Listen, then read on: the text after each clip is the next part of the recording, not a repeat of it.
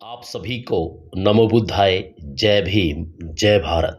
आज की हमारी वीडियो का शीर्षक है खटीक समाज के रहबर संत दुर्बलनाथ जी। आप सभी से निवेदन है कि वीडियो को बिना कट किए पूरा सुने ताकि आपको संत दुर्बलनाथ जी के बारे में अच्छी खासी जानकारी हो जाए। तो चलिए वीडियो शुरू करते हैं। उससे पहले मैं एक बार लीगल डिस्क्लेमर पढ़कर सुना देता हूँ। मैं यह वीडियो समाज को केवल सामान्य जानकारी देने के उद्देश्य से बना रहा हूँ। किसी व्यक्ति, समाज, जाति, धर्म, वंश व परंपरा को नीचा दिखाने या उनकी भावनाओं को ठेस पहुँचाने के लिए नहीं। वीडियो शुरू करते हैं और जानते हैं संत दुर्बलनाथ जी के बारे में। भारत का एक राज्य राजस्थान अपनी विशेषताओं के लिए दुनिया भर में प्रसिद्ध है। इसी राज्य में एक अरावली नामक पर्वत है जिसकी तलहटी में अलवर नामक जिला बसा हुआ है। अलवर जिले की लक्ष्मणगढ़ तहसील में एक बिचगांव नाम का गांव है। इसी गांव में शूद्र वर्ण की खटीक जाति के माननीय फत्तूराम व रूपा देवी के घर 1918 को एक बालक ने जन्म लिया। संत दुर्बलनाथ जी का जन्म महीने की किस तारीख को हुआ, इस बारे में थोड़ा मतभेद होने के कारण मैंने इस वीडियो में उनके जन्म की तारीख और महीने को शामिल नहीं किया। उनके बारे में थोड़ा सा पढ़ने के बाद मुझे पता चला कि उनका जन्म 1918 में हुआ था। जिस प्रकार उनके जन्म के तारीख और महीने में मतभेद है, उसी प्रकार उनके नाम में भी मतभेद है। कहीं कहीं उनका नाम कल्याण लिखा है और कहीं पर उनका नाम कल्पा लिखा है।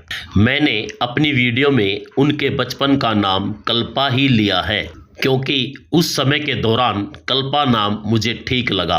अतः दुर्बलनाथ जी का जन्म 1918 में हुआ और उनके बचपन का नाम कल्पा रखा गया। जब बालक थोड़े बड़े हुए तो माता पिता ने उनके घर के पालतू पशुओं जैसे गाय, भैंस, भेड़, बकरियां आदि को चराने का काम सौंप दिया। इसका अर्थ यह हुआ कि बड़ा होने पर कल्पा अपने घर के पालतू पशुओं को चराने जंगल जाने लगे, क्योंकि वैसे भी उन दिनों शूद्रों को पढ़ने के लिए स्कूल बहुत ही कम भेजा जाता था, या यूँ कहिए कि शूद्रों को पढ़ने का अधिकार ही नहीं था। जंगल में बालक कल्पा अपने कर्तव्य का ठीक से पालन करते हुए जिज्ञासावश अकेले ही परम तत्वों की खोज में जंगल में ध्यान अभ्यास करने लगे। धीरे धीरे उनका ध्यान अभ्यास का समय बढ़ने लगा तो उनके परिचितों ने उनको इस अवस्था में देख लिया और उन्होंने इसकी खबर कल्पा के माता पिता को दी। ये सब सुनते ही माता पिता चिंतित हो गए और सोचने लगे कहीं उनका बेटा साधु सन्यासी न बन जाए।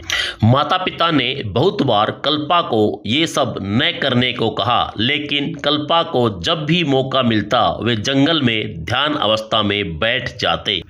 उनके नित्य ध्यान अभ्यास से चिंतित माता पिता ने उनका विवाह अपनी ही जाति की एक मानवती नामक लड़की से कर दिया जो अलवर शहर की रहने वाली थी।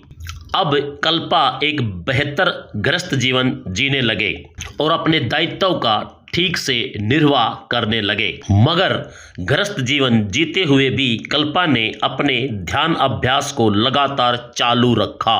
अपनी आयु का काफ़ी समय कल्पा गृहस्थ जीवन में व्यतीत करने के बाद अंततः घर छोड़ने का मन बना लेते हैं। फिर एक दिन उन्होंने अपने माता पिता व पत्नी से विचार विमर्श करके घर का त्याग कर दिया और संत गरीबनाथ के संसर्ग में आकर नाथ पंथ की दीक्षा ले ली। अब कल्पा से संत दुर्बलनाथ बन गए। संत दुर्बलनाथ जी ने लगभग 39 वर्षों तक वैराग्य जीवन व्यतीत किया। उन्होंने अपने वैराग्य जीवन में अलवर, भरतपुर, जयपुर, सवाई माधोपुर, करौली, अम्बाड़ा, दिल्ली आदि स्थानों पर वास किया और अपने सेवकों को उपदेश दिया। अपने तपोबल व ध्यान अभ्यास के कारण वे जनमानस में लोकप्रिय हो गए। बौद्धिस्ट गुरु गोरखनाथ और भर्तृहरि का उनके जीवन पर काफ़ी प्रभाव पड़ा। खटीक समाज जो उस समय अंधविश्वास और पाखंड की जंजीरों में जकड़ा हुआ था, संत दुर्बलनाथ जी ने उनको नई राह व दिशा दिखाई। संत दुर्बलनाथ जी ने मूर्ति पूजा और पाखंडों का खंडन करते हुए ईश्वर भक्ति को नकार दिया। उन्होंने कहा कि कहीं कोई ईश्वर नहीं है, जो कुछ करना है वह इंसान ने स्वयं करना है। जिसको आप चमत्कार कहते हो वह कोई भगवान नहीं बल्कि इंसान स्वयं करता है। इंसान अपने ध्यान योग अभ्यास के कारण इतना सामर्थ हो जाता है कि वह मुश्किल से मुश्किल काम को भी आसान बना लेता है।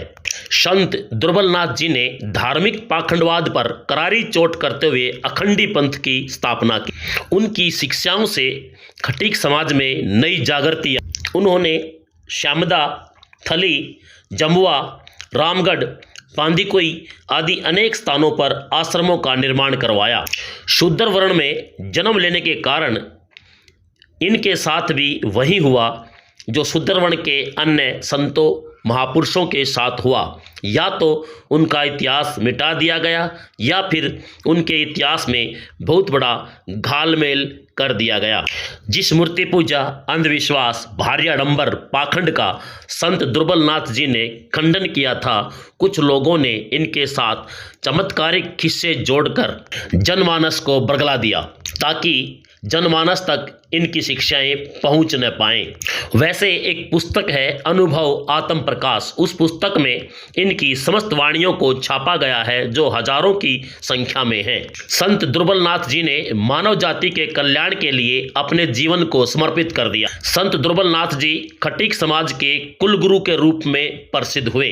वे अपने बांदीकुई आश्रम में पूर्व घोषणानुसार 1986 में अपने सेवकों के सामने शरीर त्याग कर परिनिर्वाण को प्राप्त हो गए। आज संत दुर्बलनाथ जी हमारे बीच नहीं हैं, लेकिन उनकी शिक्षाएं व उपदेश हमें जीवन जीने का एक नया रास्ता दिखाते हैं। तो ये थी संत दुर्बलनाथ जी के बारे में थोड़ी सी जानकारी। आपको ये जानकारी कैसे लगी कमेंट में लिखकर ज़रूर बताना। साथ ही चैनल को सब्सक्राइब करना, लाइक करना, शेयर करना। नमो नाथ, नमो बुद्धाय।